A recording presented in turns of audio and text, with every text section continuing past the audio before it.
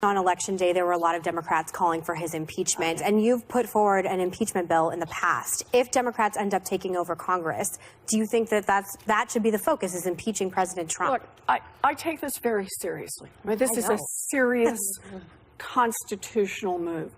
My view on this is protect the special prosecutor. Let him finish his work without political interference. Let him make a full report to the American people, and then collectively we can make the decision about what the appropriate next step is. So, this weekend, you know who blamed the Democrats for this horrible law separating immigrant families at the Mexican border. You want to school him on how this actually worked? Right. So this is an administration policy that is separating these families, a Trump administration policy. And if Donald Trump wants to change it and let families stay together, he can change it.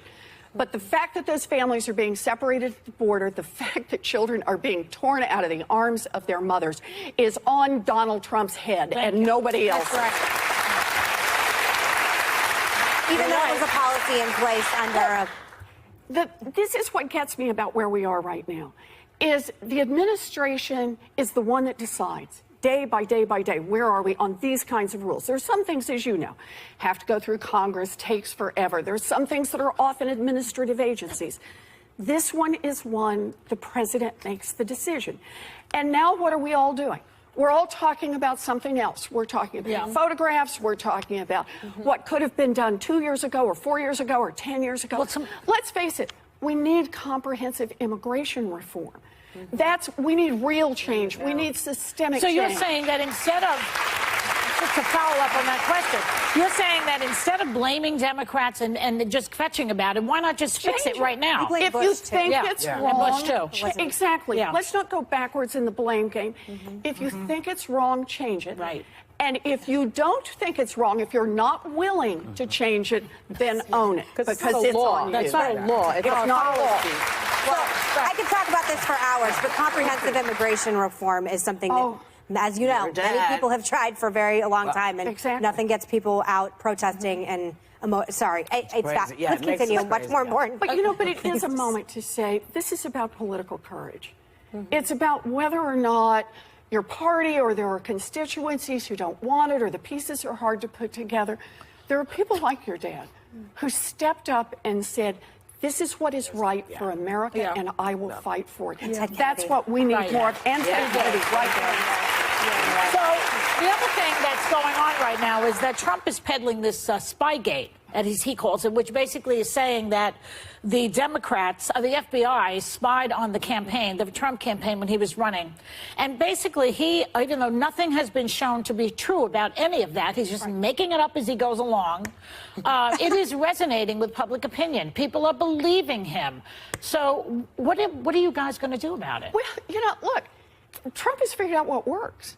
And that is, the more he is afraid of what the special prosecutor Mueller is doing, the more Trump is worried about where that investigation is going. And remember, that investigation has already produced 16 indictments or guilty pleas. So this is a serious charges have been filed. a serious criminal investigation. As Trump hears the hoofbeats that's getting closer to him, he's throwing everything he can in the road, including, let's undermine the FBI, let's undermine the CIA. Senator, they're buying it. Everybody. The Republican Party backs him up a large percentage still. You know, but that's the problem. Everybody follows and has the conversation that Trump wants them to have, rather than the conversation about saying, as I think we should be doing, we need to protect Mueller so that he can finish his investigation without political interference from Democrats or Republicans. Let him finish, let him make a report to the American people, and then we can judge what's happened. Trump doesn't want that. He doesn't want that. I think the feeling is, though, that even on Election Day, there were a lot of Democrats calling for his impeachment, and you've put forward an impeachment bill in the past. If Democrats end up taking over Congress, do you think that that should be the focus, is impeaching President Trump? Look, I take this very seriously. I mean, this is a serious constitutional move. My view on this is protect the special prosecutor. Let him finish his work without political interference. Let him make a full report to the American people, and then collectively we can make the decision about what the appropriate next step is.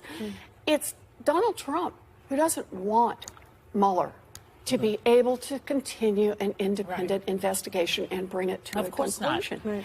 And that's the part right now, exactly, that's the part right now that we keep getting pulled off on. But if an impeachment bill was already put into place... I'm not there. Okay. Okay, good. Where I am is that we need this independent investigation without political interference.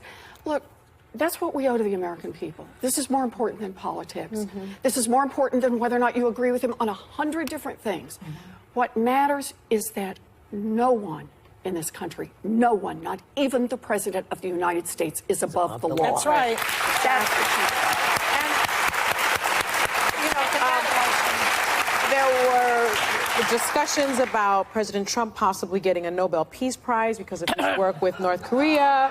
Well, there were discussions about this. I think 18... Who started those discussions? He did. Well, I know that some Republicans did nominate him for a Nobel Peace Prize, and it looks like this summit between Trump and Kim Jong-un is back on again. Do you think it's a good idea, and do you think Trump does deserve credit for, maybe not a Nobel Peace Prize, but maybe credit for it? Look, let me start with this. North Korea is a really bad actor. They pose a danger to them, to South Korea, to our allies in the region. They pose a danger to the United States and to the entire world. I want to see America find a way to help move North Korea to denuclearization, where they don't pose this threat. That's hard. Yeah. That's hard. And what it takes to move in that direction, you've got to have a plan, and you've got to have people to execute against that plan. You know, right now, we have a State Department where tons of people have been laid off. Yeah. It's like tumbleweeds blowing through the place. You know, there's just not a lot of folks on the ground who are the experts. I want to see a plan, and I want to see America succeed. What Donald Trump has done is, it's like, you say it's back on. Oh, well, it's back on as of right now. Is it going to be back on as of an hour from now or 10 hours from now? There's no strategic plan here. But you know what? That they're working against. There's a strategic plan here, and Senator Warren is sticking around. And we'll be right back. People apparently are calling, you know, whose daughter, Ivanka, tone deaf for posting a photo with her baby. At the same time that headlines are reporting that parents are being separated from their children at the border, and almost 1,500 immigrant children are missing. So, is it an inappropriate photo, or is she just a mom posting a picture of her kid? She's just a girl who's like her daddy. Well, that's the thing. You know, if she were just a mom and not the special advisor or the senior advisor to the President of the United States, I think it would be okay. But when you do have this policy under the Trump administration of separating every single child in every family. Now, this was a policy under the Bush administration, under the Obama administration as well. But under this administration, every kid at the border is separated from his or her family.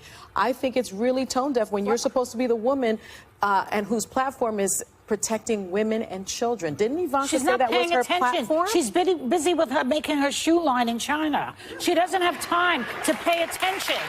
Well, I think what Sonny is saying is important, that this happened under Bush and Obama. This is longstanding laws that are just being enforced right now. In fact, 4,159 children were unaccounted for, 84% in 2016. So if we want to talk about policy, this is a policy that's been in place for a long time. If we want to talk about optics, I think that I'm sure she was just like, this is a beautiful photo of me and my son, I'm going to post it, et cetera, et cetera.